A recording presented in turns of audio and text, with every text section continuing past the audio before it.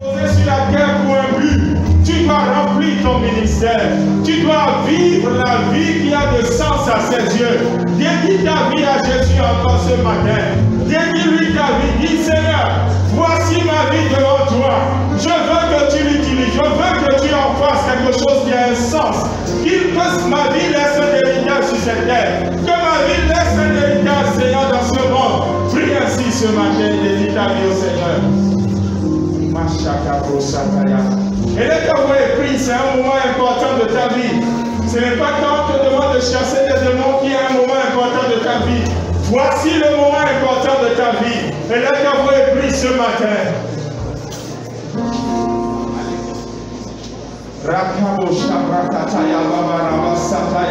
voici, Seigneur, ma vie.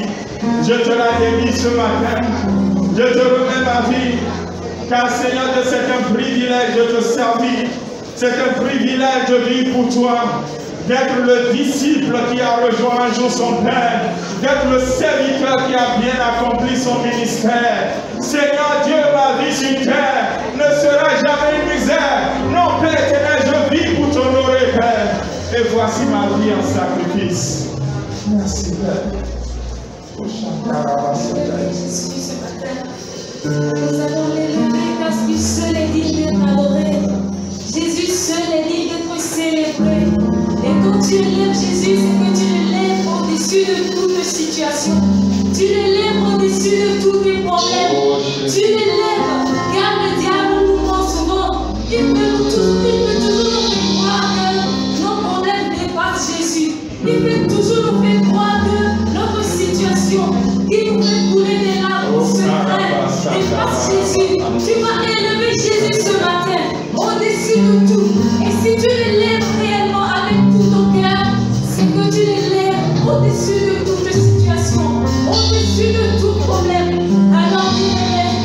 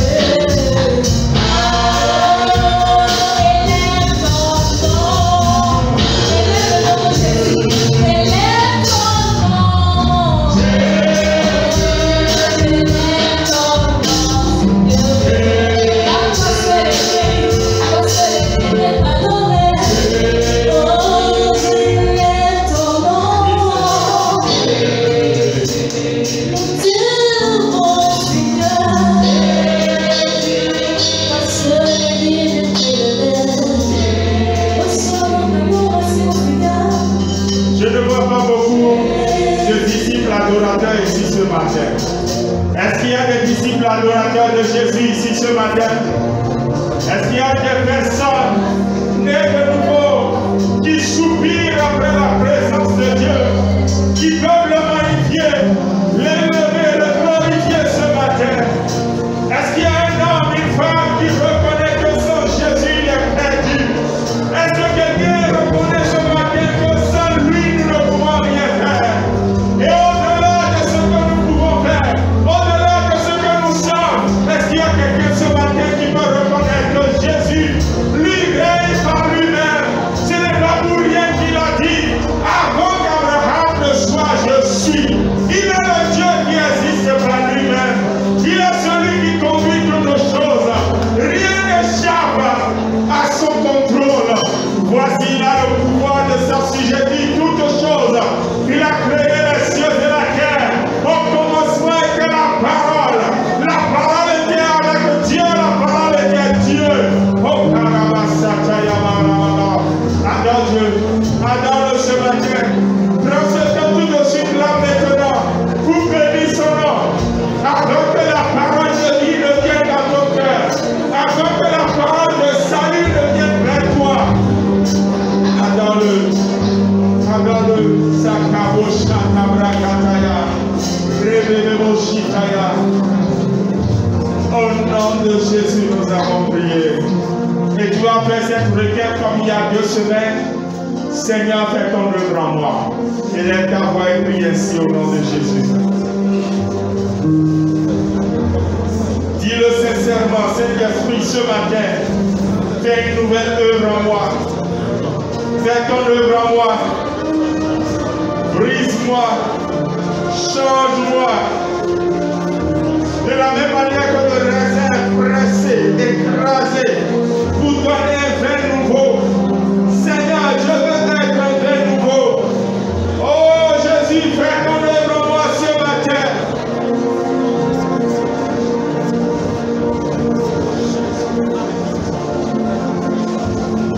Au nom de Jésus, nous avons prié. Amen. Veuillez vous asseoir avec assurance dans sa présence. Amen. Ce matin, nous revenons pour terminer cette exhortation d'il y a 2 semaines sur le brisement. Et nous rendons grâce à Dieu pour les retours positifs que nous avons eus depuis que cet enseignement est passé. Que ce soit ici, parmi vous, que ce soit en ligne, pour ceux qui ont suivi la première partie, pas plus tard que le vendredi. Quelqu'un en ligne me demandait où est la suite de cette exhortation.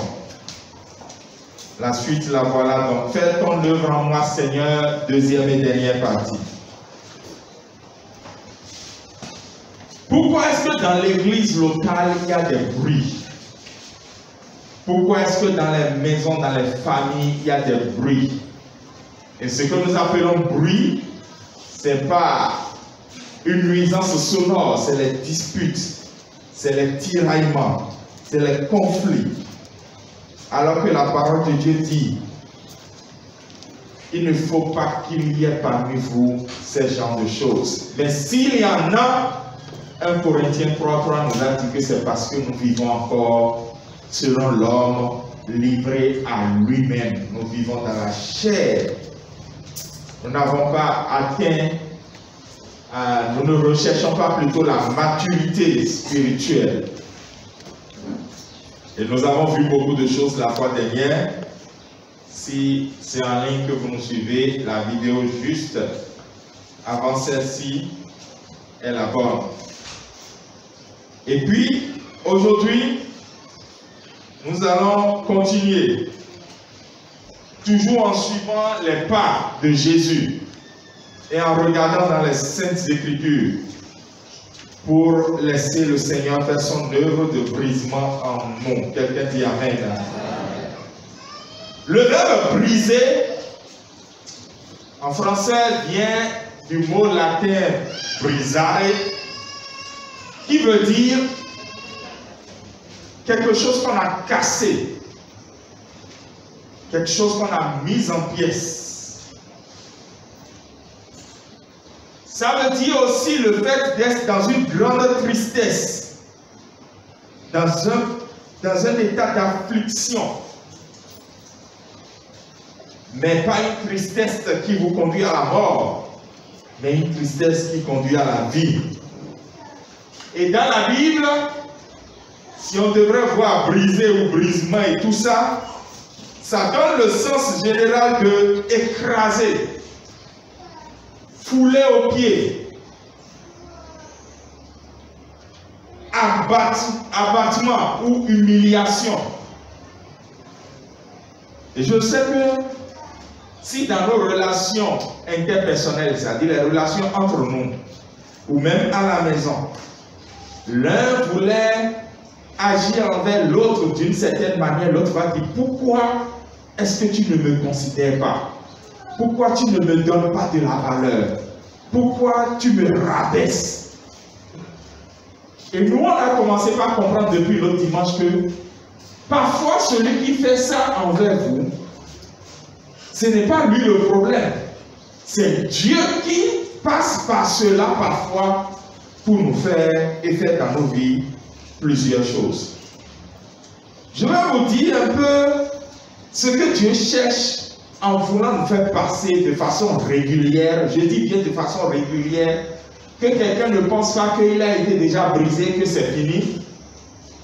Ce que Dieu cherche à faire dans notre vie de façon régulière, en nous conduisant dans le brisement, je le dirai. Et puis après, je vais vous parler des buts que le brisement a aussi dans notre vie. Premièrement, quand Dieu nous fait passer de façon régulière dans le brisement, c'est un peu pour nous apprendre à traverser le désert. Lorsque les enfants d'Israël sont sortis d'Égypte, il y avait un court chemin qui pouvait les emmener tout droit à la terre promise. Mais Dieu lui-même a choisi de façon délibérée de leur faire prendre par un autre chemin plus long que celui-là. Mais eux-mêmes maintenant en ont rajouté pour eux-mêmes pour 40 ans en tournant en rond. Ça, je vais revenir sur ça plus tard. Dieu peut vouloir nous faire passer par le désert, donc une expérience de brisement. Mais nous-mêmes, parfois, quand nous ne comprenons pas la raison pour laquelle Dieu veut nous faire passer par là, nous tournons en rond et le temps s'augmente. Et à la fin, donc, en revenant sur ça, je vais vous montrer comment on peut faire la différence entre les deux. Quand c'est Dieu qui nous fait passer par le désert pour nous briser, et quand c'est nous-mêmes qui avons créé notre séjour dans le désert en tournant en rond. Je reviendrai sur ça. Donc on fait Éphésiens chapitre 4. Chacun ouvre sa bouche. Pas sa bouche, sa Bible. Même si la bouche est ouverte, je ne la verrai pas à cause des masques. Donc chacun ouvre sa Bible. Éphésiens 4, 13.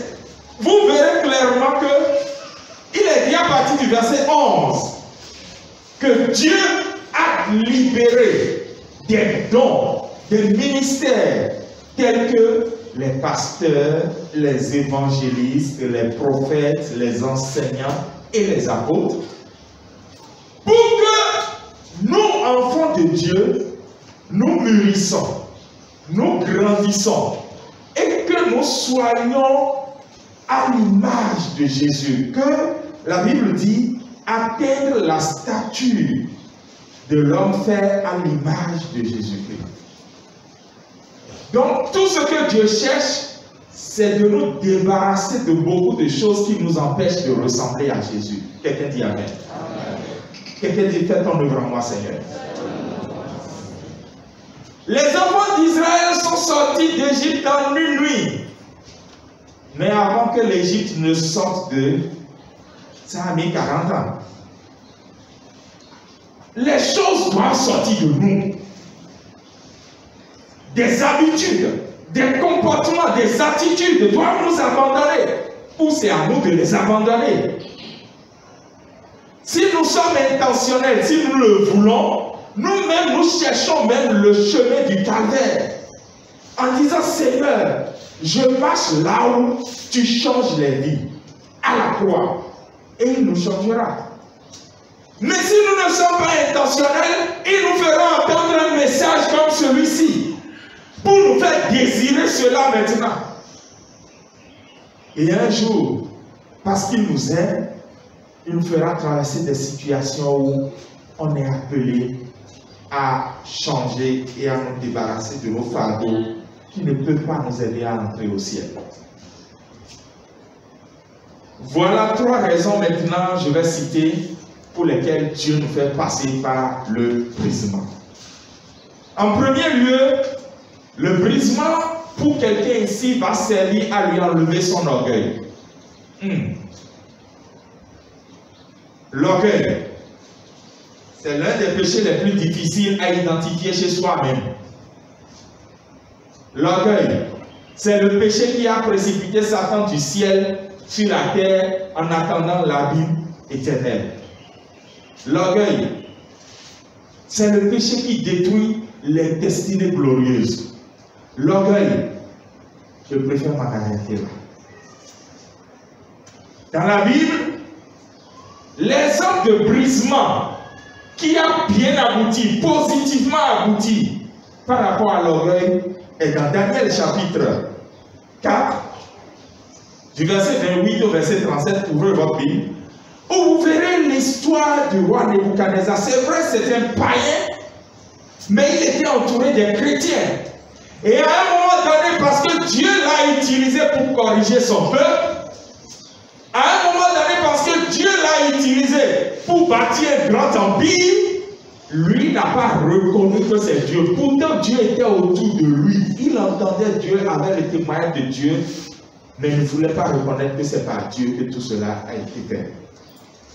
Et qu'est-ce qui s'est passé? Il a dit, voici, tout ça, c'est par moi-même que je l'ai fait. Le jour où nous commençons par dire ça, sachant que c'est le jour où nous commençons par descendre. C'est le jour où nous commençons par perdre des choses. C'est le jour où nous commençons par mourir, je vais dire. On meurt à petit feu parfois. Et cet homme, le jour là qu'il a dit ça, il a été frappé d'une sorte de dépression bizarre où il se considère lui-même comme un animal et il est resté dans l'état animal. Pour protéger le royaume puissant, en ce temps-là, certainement les gens ont dû mentir, la Bible ne l'a pas dit, pour dire que le roi est parti en guerre quelque part, ou bien le roi a voyagé, mais un voyage qui a duré quand même 7 ans. On l'a caché dans la cour du palais, dans les jardins, et il marchait à 4 pattes, et il mangeait les herbes, et il se nourrissait comme des animaux. Ses cheveux ont poussé jusqu'à traîner par terre, ses ongles ont poussé comme des ongles d'animaux. Il est descendu comme ça. Lui, le grand roi, le maître du monde d'alors, très puissant, Nebuchadnezzar. Jusqu'au jour, il a reconnu finalement que, bon, on ne sait pas comment le sens lui est revenu. Mais ma prière ce matin, c'est que lorsque tu traverses le brisement par rapport à l'orgueil, qu'à un moment donné, le sens te revienne au nom de Jésus. Qu'à un moment, tu dises non, ce que je suis en train de faire là, c'est pas bon. Il faut que je donne la gloire à Jésus. Que ce sens revienne à plusieurs d'entre nous au nom de Jésus. Et quand le sens lui est revenu, et qu'il a reconnu que ce qui se passait n'était pas normal, la Bible déclare que automatiquement la folie l'a quitté. Et quand ça l'a quitté, il s'est retrouvé. Il a donné gloire à Dieu. Il a été rétabli comme roi. Vous pouvez lire tout ça dans le texte que je viens de citer. D'accord? Deuxième raison, en tout cas pour nous ici, il y a plusieurs raisons. Dieu a voulu que j'en cite 3. Dieu permet le brisement dans ta vie et dans ma vie comme moyen pour tester notre intégrité dans ce qu'il nous confie. Oui, Parfois, c'est dans l'épreuve qu'on sait de quoi on est capable. C'est dans les temps d'épreuve qu'on sait si on est capable du pire ou du meilleur. Et j'ai donné dans l'un de mes podcasts, la fois dans cette semaine ou la semaine passée, je ne me rappelle plus, que c'est dans l'épreuve, pendant qu'il n'y avait pas à manger, qu'on a su qu'en Israël, il y a des femmes à cause du manger qui sont capables de s'entendre pour manger leur enfant. Si on vous disait qu'une femme est capable de s'entendre avec une autre femme pour dire on va tuer mon enfant aujourd'hui et préparer sa chair comme viande à manger et demain ce sera le tour de ton enfant. Si on vous disait que des femmes sont capables de faire ça, vous allez accepter? Vous n'allez même pas croire. Vous avez dit tu sors ce conte de 1001 nuits d'où? Ça n'existe pas. Et pourtant, quand il n'y avait plus rien à manger, des femmes en sont arrivées là. L'exemple de brisement réussi et abouti dans la Bible qui montre cela, c'est la vie de Job. Mais qu'est-ce qu'on remarque aujourd'hui? Il suffit que nous traversons une petite épreuve, nous sommes même prêts à dire, est-ce que c'est moi qui suis Job? Il y a un Job, après nous épée. Je sais, l'épreuve est toujours difficile et dure. Mais l'épreuve sert à quelque chose. Dieu passe par là pour voir jusqu'à où nous serons fidèles. Jusqu'à où tu tiendras sans aller chez le visionnaire. Jusqu'à où tu tiendras sans aller chez le charlatan. Jusqu'à où tu tiendras sans aller épouser une deuxième femme parce que l'enfant tarde. Jusqu'à où tu tiendras avant de commencer l'escroquerie, le gaille et tout ça parce que tu n'as pas d'argent aujourd'hui. Jusqu'à où? Vous voyez? Parfois Dieu se tait et nous fait traverser ce genre d'épreuves. Et troisièmement, le brisement conduit au renoncement de nos propres projets pour accomplir la volonté de Dieu. Et là, nous allons prendre l'exemple du Maître lui-même, Jésus lui-même. Ésaïe 53, ça au moins nous allons lire ça, d'accord? Ésaïe 53, versets 3 à 5 nous dit, et le passage parallèle que je vous demande de noter avec ça, c'est Philippiens 2, d'accord? Philippiens 2, 4 à 9, si vous voulez. Ésaïe 53, à partir du verset 3, il est écrit: méprisé et abandonné des hommes, homme de douleur et habitué à la souffrance, semblable à celui dont on détourne le visage, nous l'avons dédaigné. Nous n'avons fait de lui aucun cas. Cependant, ce sont nos souffrances qu'il a portées. C'est de nos douleurs qu'il s'est chargé. Et nous l'avons considéré comme puni, frappé de Dieu et humilié. Mais il était blessé pour nos péchés, brisé pour nos iniquités. Le châtiment qui nous donne la paix est tombé sur lui, et c'est par ses meurtrissures que nous sommes guéris. Jésus a été quoi? Brisé à cause de nous. Et au fond, dans ce brisement très humiliant que Jésus a subi, il a abandonné sa volonté pour faire la volonté du Père. Jésus, c'est toujours lui le Père quand on veut parler de Dieu. Mais ici, en fait, on veut nous montrer que nous sommes appelés à suivre les traces de notre Maître. On veut nous montrer que nous sommes appelés à faire comme Jésus l'a fait. Parfois, on a des plans bien tracés. Telle chose que je dois faire à tel moment. Telle chose que je dois réaliser à telle époque. Et subitement, tout change. Et c'est Dieu qui est derrière ça. C'est lui qui est derrière ce changement. Et qui dit ça ne se passera pas comme ça. Il y a certaines personnes qui forcent. Et ils forcent jusqu'à ce que ça soit comme ça. Et après, c'est des douleurs. Mais il y a d'autres qui disent, Seigneur, tout ce que je veux, c'est faire ta volonté. Quelqu'un dit Amen. Et actuellement, mon verset favori, c'est Hébreux chapitre 10, le verset 9. Ça ne changera pas encore pendant plusieurs années, je crois. C'est je viens au Père pour faire ta volonté. Jésus a dit, ma nourriture, c'est de faire la volonté de celui qui m'a envoyé. Et c'est parfois après certains brisements que nous sommes appelés à comprendre et à accepter que faire la volonté de Dieu est très important. Je finis donc, comme je viens de le promettre, en vous montrant un peu la différence entre quand Dieu nous envoie dans le désert et quand nous-mêmes nous tournons en rond à Gilgal pendant 40 ans dans le même désert à cause de nos péchés. C'est deux choses différentes. Dieu pouvait faire passer d'Israël à Canaan son peuple en deux chemins s'ils sont paresseux. Mais il a choisi un chemin détourné où ils seront appelés à rencontrer des ennemis. Mais Dieu va leur donner la victoire. Mais ils iront quand même à Canaan rapidement. Mais à un moment donné, eux-mêmes, ils ont rajouté quelque chose à leur temps de désert. Peut-être qu'il y a des gens ici qui ont eux-mêmes rajouté des choses à leur temps de désert. Et c'est peut-être avec cette petite différence, parce qu'on n'a pas beaucoup de temps, que tu comprendras que c'est toi-même qui as rajouté quelque chose à ton temps de désert. Et lorsqu'on a rajouté quelque chose à son temps de désert, qu'est-ce qu'on fait? On va en parler. Quand on traverse une période de brisement, c'est quand on fait face à des douleurs, surtout internes.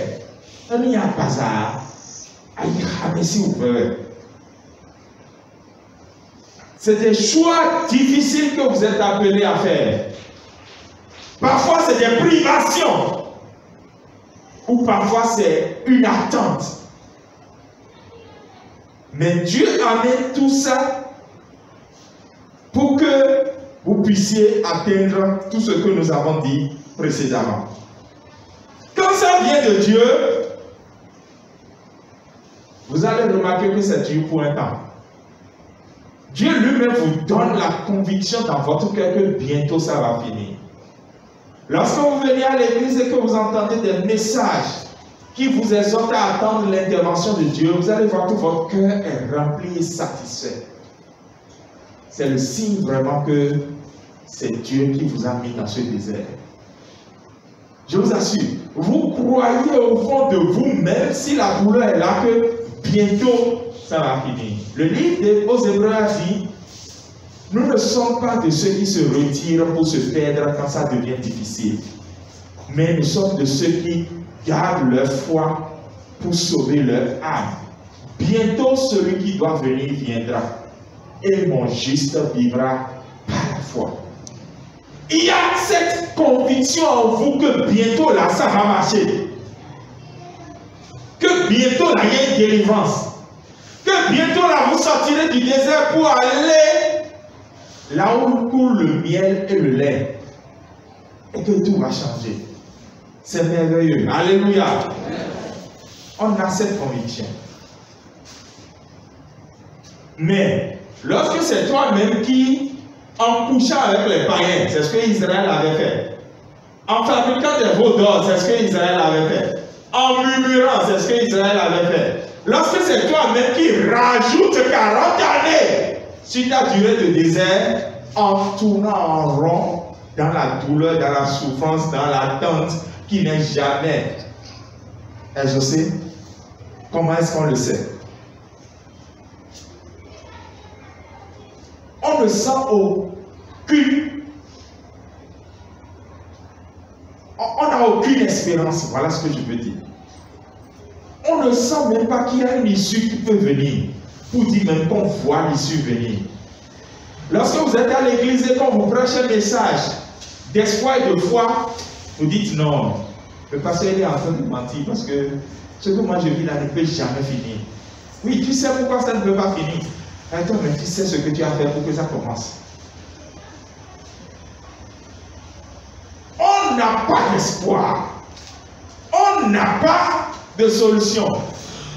Pierre a dit d'ailleurs dans 1 Pierre chapitre 4, versets 15 et 16, que lorsque quelqu'un souffre parmi vous, que ce ne soit pas parce qu'il est volé, menti sur le compte de quelqu'un, triché, qu'il ait désobéi à Dieu en un mot, ou qu'il ait été meurtrier. Pierre a dit ça. Mais que lorsque quelqu'un souffre, que ce soit parce que Dieu a voulu qu'il partage cet héritage que tous les chrétiens ont. Parce que notre maître aussi a traversé des souffrances et nous sommes appelés à mettre nos pas dans ses pas. Quelqu'un dit amen à ça. Amen. Donc, ce qui est important pour toi et pour moi, c'est de reconnaître que dans l'épreuve venue de Dieu, il y a de l'espoir. Dans les difficultés que nous-mêmes, nous sommes créés, il n'y a pas d'espoir.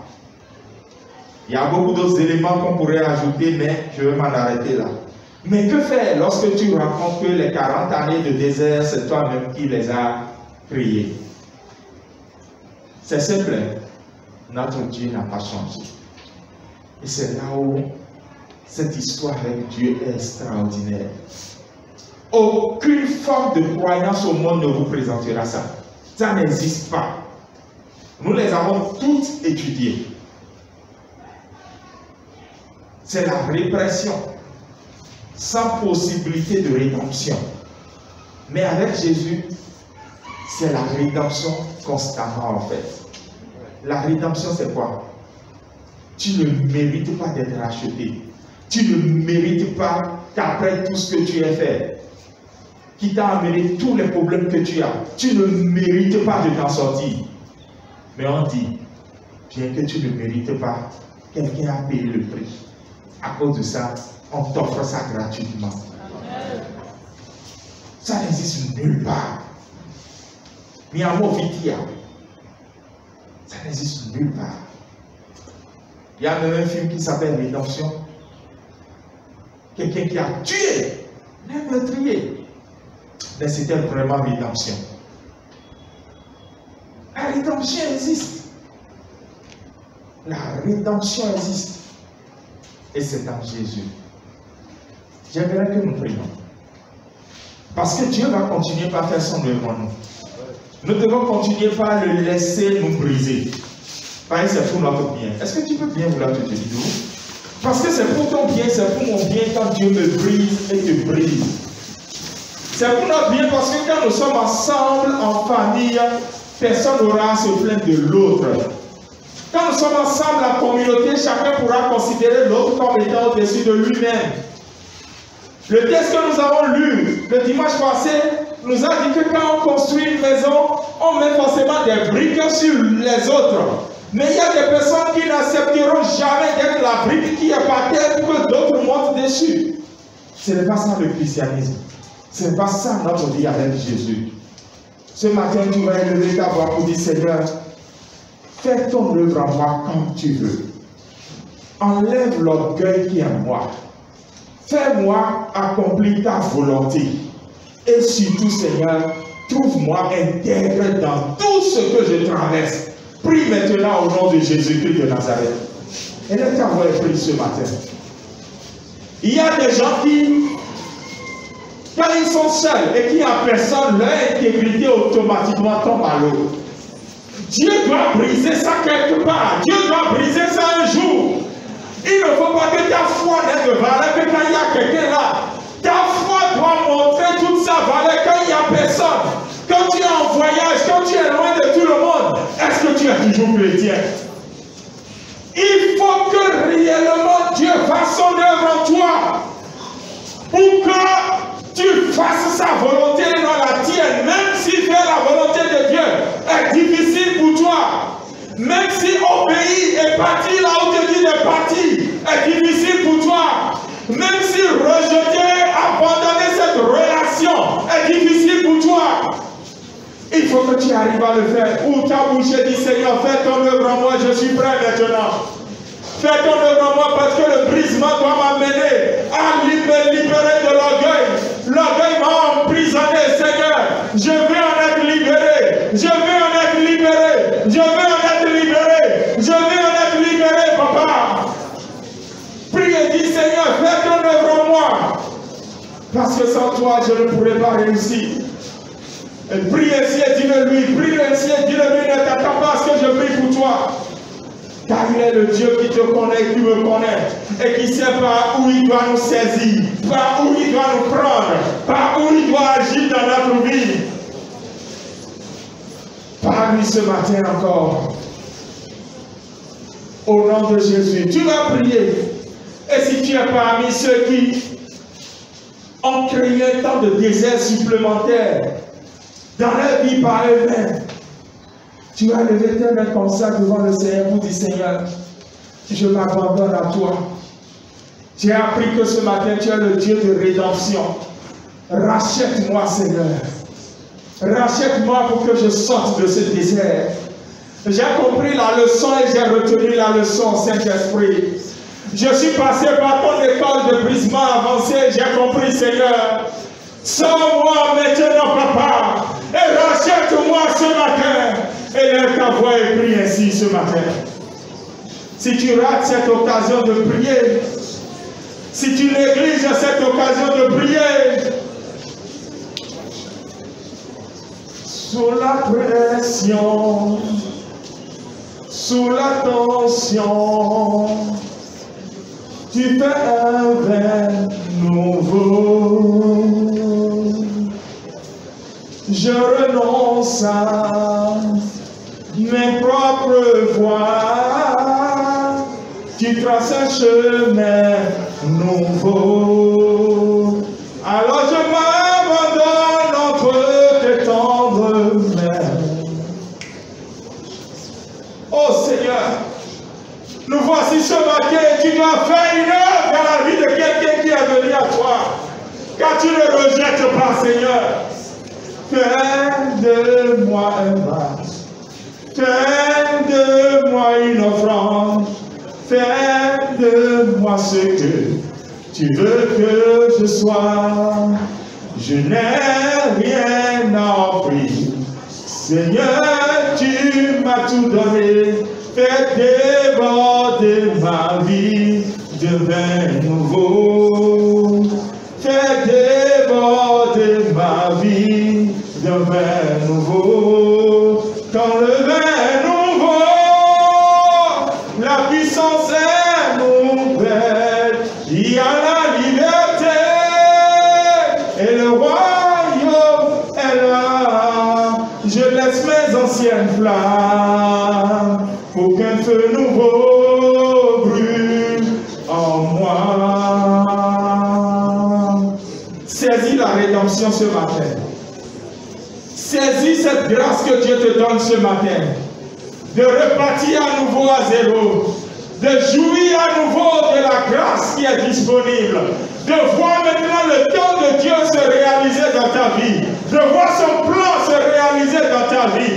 De voir maintenant la porte de la terre promise. Tu vois maintenant Canaan de loin. Tu n'es plus celui qui tourne en rond et qui n'a jamais vu Canaan. Maintenant tu es sur la dernière ligne droite. Tu vois Canaan de loin. Et tu as de l'espoir que tu ne dois pas abandonner la foi. Mais que tu dois tenir ferme. Car celui qui doit venir viendra forcément. Au nom de Jésus, nous avons prié.